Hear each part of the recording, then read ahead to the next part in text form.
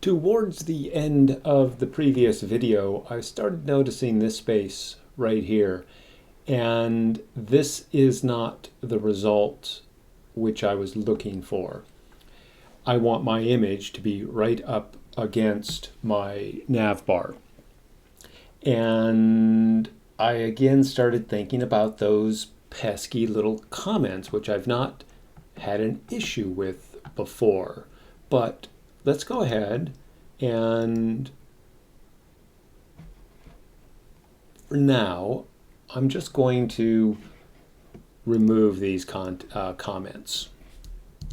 And I'm going to get rid of these two here. And let's close up our space just to be on the safe side. And for the moment,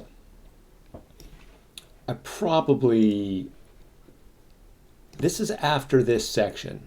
And it's this section that was giving us all of the grief. So I'm going to go ahead and leave my comments in the remaining part of my content. Because as I mentioned before, I've never had an issue with comments inside of the code I was writing in separate pages. So I'm leaning to believe there's something specifically going on with this area. And I'll look into that more later. But let's go ahead and just get rid of those initial comments and we will update. And let's see if this affects. So we'll go back to customize. And yes, we are now getting rid of this space here. Okay, now let's go ahead and style the remaining part of our content, which we have added.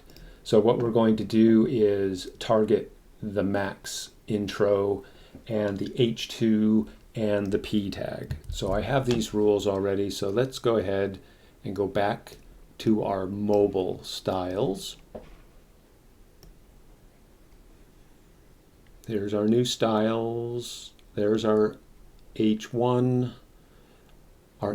span. So this will be our intro area and our H2 and our P tag. So we'll go ahead and paste. Let's go ahead and publish. And we should now have our formatting in for our artist statement. And I'm not really seeing an issue with the remaining comments which we left in. So it really was dealing with this area up here and giving us a little grief. So the big takeaway is no comments above your initial section where you are beginning to add content. And I'm not sure if you're going to run down or have these issues, but now you know how we went about solving them in this example. Okay, with that being said, let's add our rules for our two breakpoints for our content. And that would end up being our header H1 span.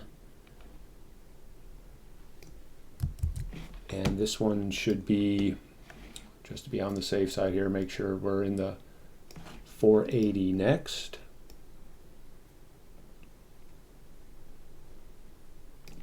All right, right here. Nope, that's the 900. Went a little too far. Right here. And we will also have to put in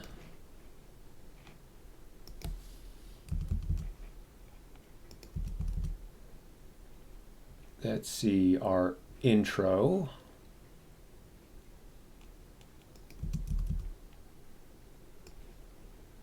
And our H2 and our P tag.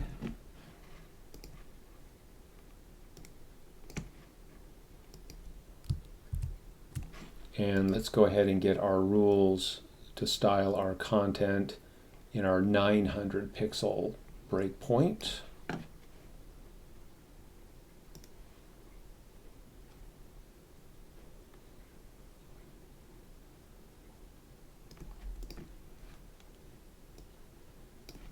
Or yes, let me, there it is, intro, H2 and P.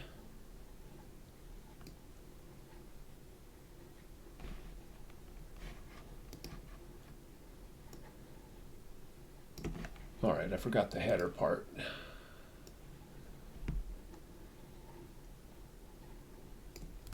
Okay, so we'll add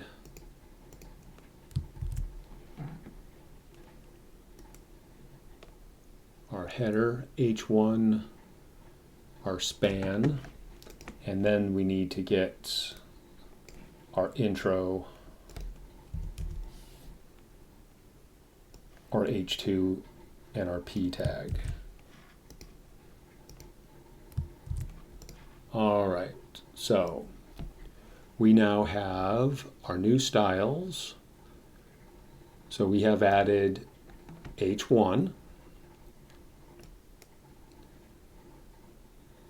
the fear is the new beauty, or the span for H1 in this case. Then we have intro, which is holding the statement, and we have the H2, and we have our P tag. Okay. Now, there are slight changes.